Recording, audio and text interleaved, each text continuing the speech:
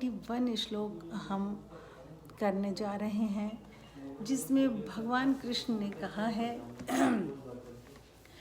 श्रद्धावान अनसूयश्च शृणुवापि यो नरः सोऽपि मुक्त शुभान लोकान प्राप्त पुण्य कर्मणान।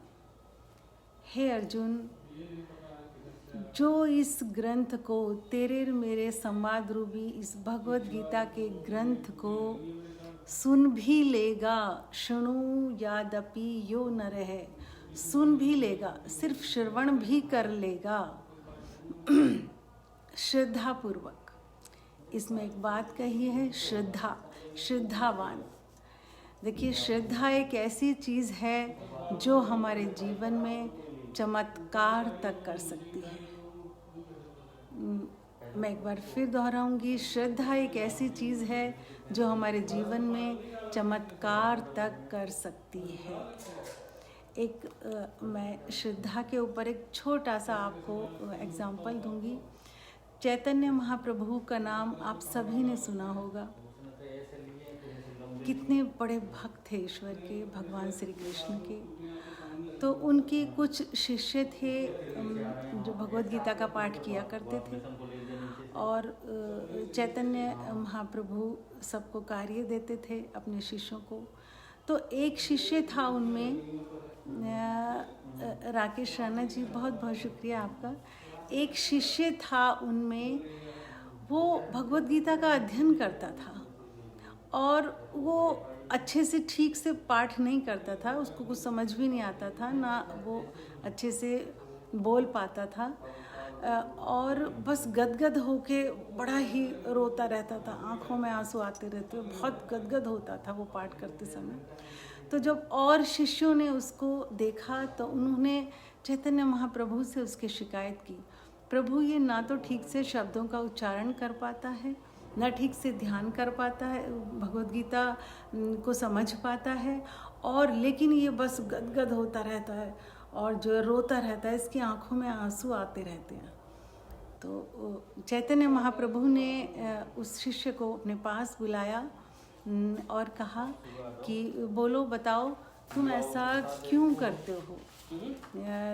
सारे शिष्य कह रहे हैं कि आपको कुछ समझ ही नहीं आता और ना ही आप ठीक से बोल पाते हो भगवत गीता को, तो फिर आप ऐसा क्यों करते हो। तो उसके अंदर इतनी श्रद्धा थी, उसने कहा, प्रभु जब आता है, जब अर्जुन कुछ कहता है, अर्जुन वाच आता है, तो मैं तो साक्षात अर्जुन के दर्शन करता हूँ, और जब श्री कृष्ण भगवान कुछ बोलते हैं तो मैं उनका दर्शन करता हूँ। ये साक्षात दर्शन होता है मुझे उन दोनों का, लेकिन वो दोनों क्या कह रहे होते हैं मुझे नहीं पता। तो भगवान श्री कृष्ण के प्रति इतनी श्रद्धा और भगवत गीता के प्रति इतनी श्रद्धा, तो ये श्रद्धा है। सिर्फ उसको श्रद्धा के कारण ऐसा होता था कि जैसे वो इतनी श्रद्धा थी भगवत गीता में, जैसे वो भगवत गीता को लेकर बैठता था, पढ़ने बैठता था, तो साक्षात जो अर्जुन बोलता था वो उसको दिखता था कि अब अर्जुन बोल रहा है, वो उसके विजुअलाइजेशन में आता था। जब श्री कृष्ण जवाब देते थे अर्जुन के प्रश्नों का, तो वो भी उसके विजुअलाइजेशन, उसकी कल्पना में आता था।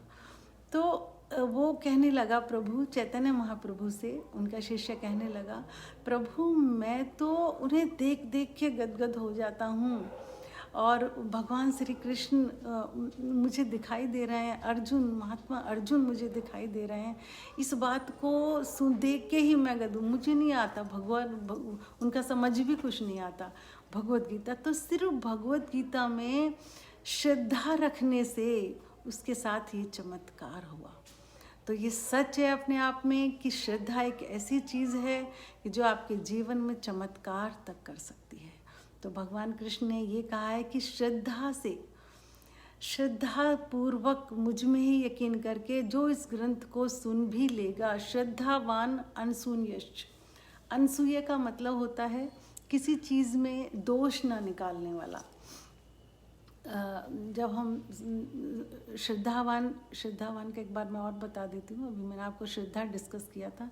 श्रद्धावान मतलब जो भी लिखा है भगवत गीता में उसको वैसे का वैसा ही मान लेना, उस पर श्रद्धा करना कि हाँ ये सच है, उसमें अपनी बुद्धि खर्च ना करना। और श्रद्धावान सुयश्च मतलब अनसूय, अनसूय का मतलब होता है कमी ना निकालना। अच्छा, अगर हमें किसी चीज़ में होता है बहुत बार हमारे लॉजिक माइंड में कोई बात फिट नहीं बैठती, तो हम सोचते हैं ऐसा कैसे हो जाएगा, ऐसा क्यों, ये बहुत सारे सवाल हमारे मन में आ सकते हैं। लेकिन ये अनसूय दोष, अगर हम कोई बात हमें ठीक नहीं बैठ रही है, हमारे माइंड में फिट नहीं आ रही, भगवद गीता की या कोई भी, तो उसमें क्या होता है, अगर हम ये सोच लें हो सकता है ये मेरी ही बुद्धि में नहीं आ पा रही हो, मेरे ही समझ में नहीं आ पा रही हो, तो अनसूय नाम का दोष अपने आप मिट जाता है। थोड़ा बहुत हमें ये सोच लेना चाहिए, हो सकता है इस बात को मैं ही नहीं समझ पा रहा हूँ। तो श्रद्धावान मतलब बात को जो कहा, जो सुना जा रहा है उसको ठीक वैसे ही मान लेना। अनसूयश्च मतलब आपको उसमें कोई कमी नहीं निकालनी। कमी अगर आपको दिख रही है तो हो सकता है मेरी समझ ही नहीं आ रहा, मेरी समझ में ये बात नहीं आ रही हो, मेरी ही बुद्धि में फिट नहीं बैठ रही हो। अगर हम ऐसा सोचते हैं तो अनसूय नाम का दोष अपने आप मिट जाता है और श्रद्धा उस बात को वैसे की वैसे ही मान लेना। तो जो इस ग्रंथ को श्रद्धावान होकर बिना दोष दृष्टि रखे, बिना कमी निकाले सुन भी लेगा, शुणु यादपि यो नरः सो अपि मुक्त शुभ लोकान प्राप्तान शुभ पुण्य कर्मणान। हे अर्जुन, वो भी उन शुभ लोकों को प्राप्त होगा जिन शुभ लोगों को प्राप्त पुण्य कर्म करने वाले होते हैं। जो पुण्य कर्म करते हैं उन्हें बहुत शुभ लोक दिए जाते हैं। तो ठीक इस तरीके से जो इस भगवत गीता को सुन भी लेगा, दो शर्तें हैं सुनने के साथ, श्रद्धावान होकर और अनसूय होकर सुन भी लोगा तो वो भी उन्हीं लोगों को प्राप्त होगा जो लोग पुण्य कर्म करने वालों को दिए जाते हैं। सिर्फ हमें भगवत गीता सुननी है। अब तो बात यहाँ तक आ गई कि भगवान कृष्ण ने, अच्छा यहाँ पर अपि शब्द जो है वो 2 बार आया है शृणायादपि और सो अपि। अपि का मतलब उन्होंने साथ में उससे पिछले श्लोक से जुड़ा हुआ है कि जो भगवत गीता का प्रचार करेगा अपने भक्तों में और जो अध्ययन करेगा वो तो अपि, वो तो उसको तो मुक्त होगा ही, वो होगा ही होगा, इसमें तो कोई बात है नहीं। लेकिन जो श्रद्धा पूर्वक सुन भी लेगा इस भगवत गीता ग्रंथ को, उसको भी वही लोग प्राप्त होगा जो कि पुण्य कर्म करने वालों को प्राप्त होते हैं। देखिए, ये भगवत गीता ईश्वर की वाणी है। मनुष्य की वाणी में कुछ दोष हो सकते हैं। क्यों? क्योंकि ज़्यादातर मनुष्य किसी न किसी कामना में, किसी न किसी चीज़ में फंसे हुए होते हैं। तो जब हम किसी चीज़ में, किसी इच्छा में फंस गए, कामना में फंस गए, तो हमारी वाणी पूर्ण रूप से दोष रहित नहीं हो सकती। लेकिन ईश्वरीय वाणी पूरी तरीके से दोष रहित है और भगवत गीता ईश्वर की वाणी है, ईश्वर के कहे गए वचन हैं। अब पुण्य कर्माणा, पुण्य जो उनको वही लोक प्राप्त होंगे जो पुण्य कर्म करने वालों को होते हैं। तो अब यहाँ पे एक बात और समझा दूँ मैं। पुण्य कर्म किसे कहा है? यज्ञ अनुष्ठान या अपनी किसी कामना को लेकर किए गए बहुत बड़े बड़े कार्य पुण्य कर्मों में नहीं आते। कोई भी यज्ञ अनुष्ठान जो भी हम अपनी कामना के लिए करते हैं, या कभी कभी कामना छुपी हुई होती है और ऊपर से नज़र आता है कि ये कार्य बहुत पुण्य का कार्य है, लेकिन इसके पीछे कोई ना कोई हमारी कामना होती है, तो वो सारे कर्म पुण्य कर्मों में नहीं आते। ठीक है, ये साफ साफ लिखा हुआ है भगवत गीता में।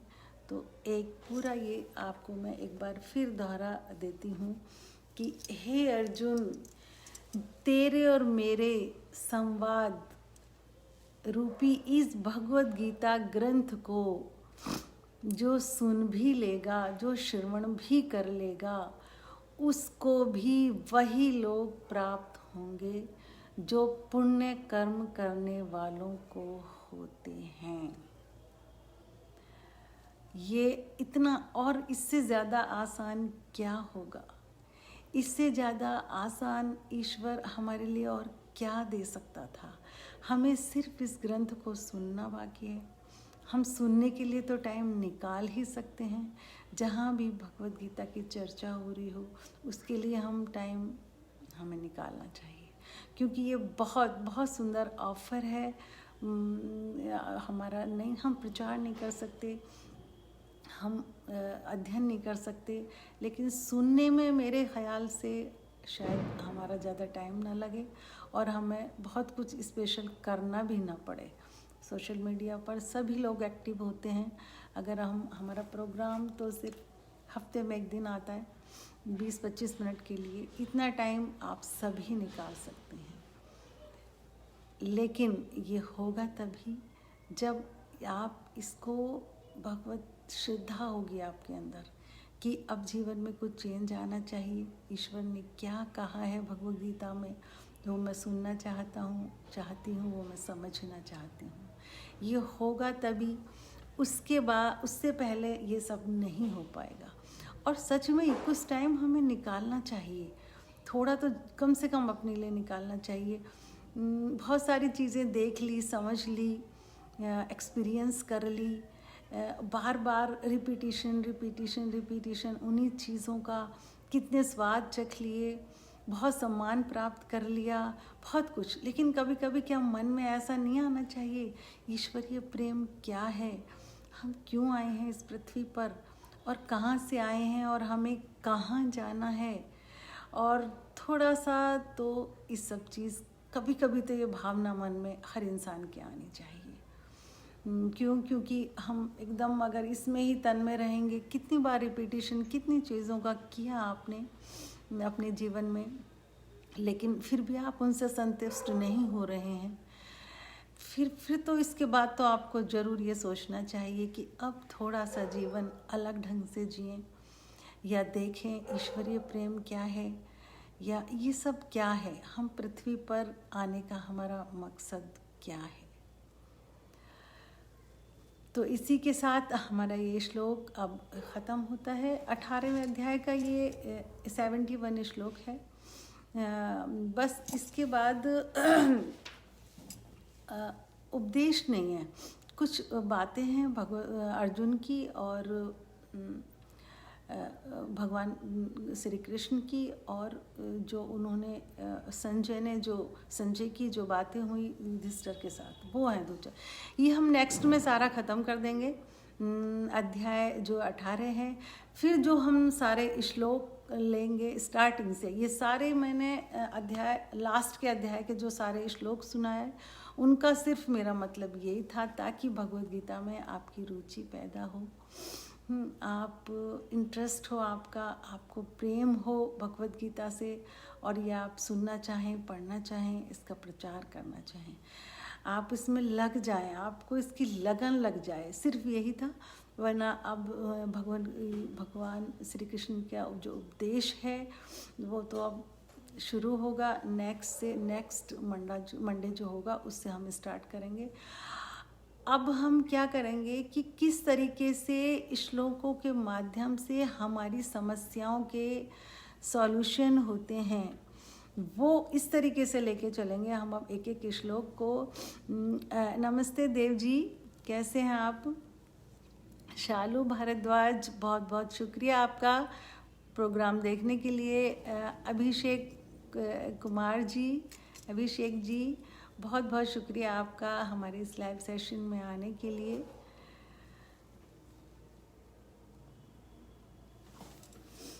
प्लीज़ आप अभी जाएं नहीं, और 2 मिनट का मेडिटेशन है सिर्फ, उसको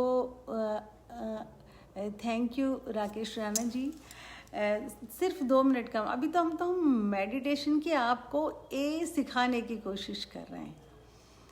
हमारा जो मकसद है वो तो ये है कि इसी फेसबुक लाइव प्रोग्राम में आपको पूरा, संजय भाटी जी बहुत बहुत शुक्रिया आपका, पूरा मेडिटेशन आपको करवाएं। और हम जितना लंबा आपको करवाएं, आप सब लोग उसी सेशन में आएँ और रहें, बिल्कुल बोर बिल्कुल नहीं हो। लेकिन अभी हम 2-2 मिनट का ही लेके चल रहे हैं ताकि थोड़ा सा आपको मेडिटेशन का चस्का लगे। एक बार आप जरा सा भी 1 सेकंड के 10वें हिस्से की भी आप ये कर पाए तो फिर आपको ना इसका स्वाद चख लोगे और आपका चस्का लग जाएगा मेडिटेशन का, फिर आप छोड़ ही नहीं पाओगे नए प्रोग्राम। और अपने घर में भी जहाँ भी आप जाओगे मेडिटेशन आप जरूर करोगे। ठीक है, तो सभी एक तो कमर सीधी कर लें, थोड़ा कमर सीधी करके बैठें और ज्ञान मुद्रा में इस तरीके से अपने हाथों को रखें। पूरा फोकस अपनी सांसों पर और सांसों को गिनना शुरू करें। मैंने आपको गिनती बताई दी है, 30 तक गिनती होने का मतलब है आपका आधा मिनट का मेडिटेशन हो गया। 60 तक मतलब आपका 1 मिनट का मेडिटेशन हो गया। तो अगर आप ज़्यादा बीच में अगर मन आपका इधर उधर भागे तो कोई बात नहीं, मन को प्यार से लेकर आए। थैंक यू शालू जी, बहुत बहुत शुक्रिया। बस आपको एक ध्यान रखना है, सांस को पूरा नाभि तक, पेट तक लंबा गहरा लेना है और काउंटिंग को जारी रखना है। स्टार्टिंग में आप काउंटिंग ज़रूर करें क्योंकि मन को कुछ काम देंगे ना काउंटिंग का, तभी वो सांसों पर रुक पाएगा, अदरवाइज वो फिर इधर उधर भागेगा आपका मन। तो स्टार्ट कर दीजिए, लंबे गहरे सांस।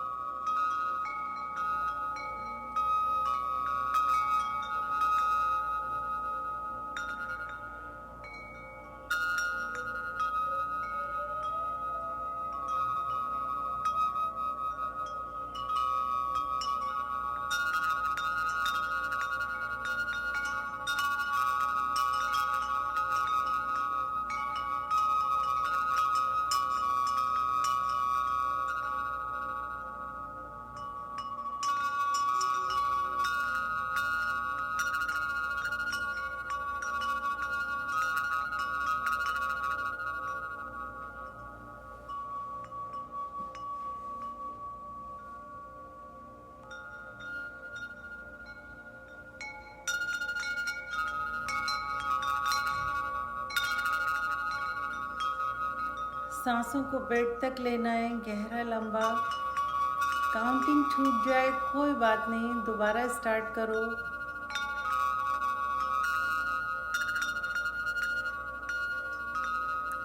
हर आती जाती सांस पर काउंटिंग करनी है।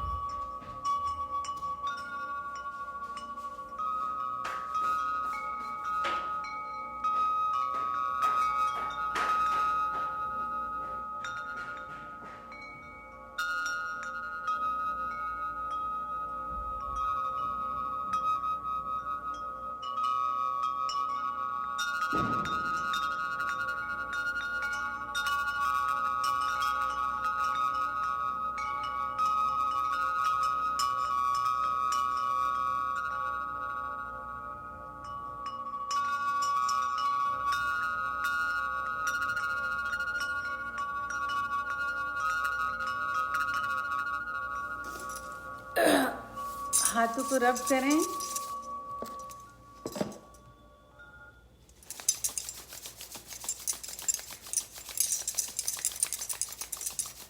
अपने फेस पर रखें और कहें खुद से, आई लव माई सेल्फ, मुझे खुद से प्रेम है।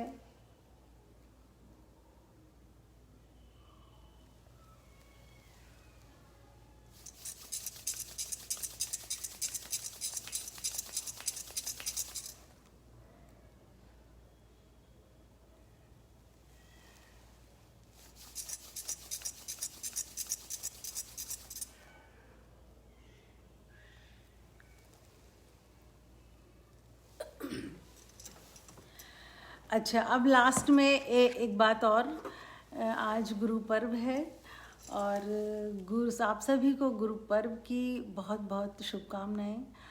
और मैंने आपसे पहले भी कहा था कि हमें भगवद गीता को अपने गुरु के रूप में स्थापित करना है, भगवद गीता को अपना गुरु बनाना है। आज गुरु पर्व के मौके पर मैं आपको एक छोटी सी स्टोरी सुना रही हूँ।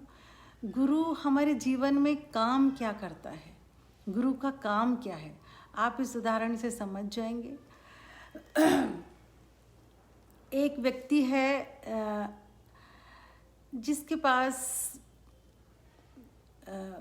पैसे नहीं हैं और सिर्फ 1,000 रुपये उसे चाहिए और वो सबसे मांग रहा है, सबसे कह रहा है आप दे दो, आप दे दो, अपने परिवार, दोस्त, सभी कुछ। ये इच्छाएं भी ठीक ऐसे ही हैं, हम किसी न किसी से कुछ न कुछ इच्छाएं रख रहे हैं। हमें रेस्पेक्ट चाहिए, धन चाहिए, प्रेम चाहिए। तो ये उदाहरण के एक माध्यम से मैं आपको समझा रही हूँ। तो वो व्यक्ति सच में एक कटोरा लेके सबसे मांग रहा है कि मुझे 1,000 रुपये चाहिए, और वो मंगता बन गया, वो भिखारी बन गया। अब उसकी उस पर नज़र पड़ती है गुरु की, किसी संत की। तो वो उसको अपने पास बुलाता है और कहता है कि तुम्हें 1,000 रुपये चाहिए, कुछ पैसा चाहिए। उसने कहा हाँ मुझे चाहिए, मैं बहुत दुखी हूँ। तो वो कहता है लेकिन तुम देखो तुम्हारे पॉकेट में 1,000 रुपये हैं, पॉकेट में देखो। तो उसका ध्यान ही नहीं गया कभी। तो उसने देखा अपनी पॉकेट में, उसने देखा सच में, उसने कहा हाँ मेरे पास तो 1,000 रुपये हैं, मेरे पास जो चाहिए था वो है, और फिर मैं क्यों इस चीज़ को मांगता फिर रहा था। तो बस इतना ही रोल है गुरु का कि गुरु हमें ये बताता है कि जो आपको चाहिए वो आपके पास पहले से ही है, कुदरत ने उसका प्रबंध पहले से ही करके रखा है। लेकिन आप अपनी पॉकेट में हाथ ही नहीं डालोगे तो आपको वो चीज़ मिलेगी कैसे। तो जो भी कुछ है सब कुछ प्राप्त करने की शक्ति उसने हम सबको दी है। क्यों? क्योंकि हम उसी परमात्मा के अंश हैं। हमें मांगने की किसी से भी कोई ज़रूरत नहीं। गुरु हमें यही सिखाता है कि आपको मंगता बनने की ज़रूरत नहीं है। आप अपनी पॉकेट में हाथ डालिए और आपको सब कुछ मिलेगा। यानी अपनी शक्तियों का इस्तेमाल करना सीखिए, उन पर यकीन रखिए, आपको सब कुछ मिलेगा। सिर्फ यही रोल होता है हमारे जीवन में गुरु का। ठीक इसी तरीके से भगवद गीता आपकी हर समस्या का सॉल्यूशन है। कोई भी ऐसी समस्या नहीं जो आप भगवद गीता में जिसका जिक्र ना हो, या भगवद गीता जिसको सॉल्व ना कर सकती हो। हर समस्या का सॉल्यूशन भगवद गीता में है। इसलिए मैं तो सभी से कहती हूँ भगवद गीता के इस ग्रंथ को आप अपना गुरु बनाएं और श्रद्धा से बनाएं। भगवद गीता को अपने पास रखना भी, एक पॉकेट में रखना, छोटे रूप में रखना भी बहुत बड़ा हमारे जीवन में असर करता है। आप भगवद गीता से जुड़िए, सुनिए, अध्ययन कीजिए, प्रचार कीजिए। कुछ भी नहीं कर पा रहे हैं तो कम से कम आप सुनिए इसको। और हमारे इस लाइव सेशन को प्लीज़ अपनी फेसबुक पर आप शेयर कीजिए, अपने फ्रेंड्स को अपने व्हाट्सएप पर अपने ग्रुप्स में इसको शेयर कीजिए। क्योंकि अब मैंने आज आपको बता ही दिया है कि सुनने का भी भगवान कृष्ण ने कितना बड़ा महत्व बताया है।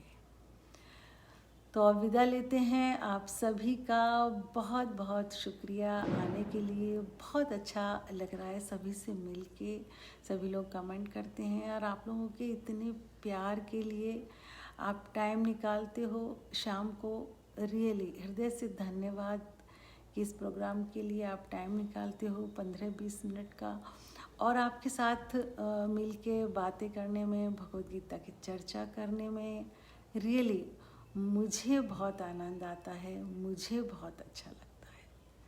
तो मिलते हैं नेक्स्ट मंडे को इसी टाइम। धन्यवाद।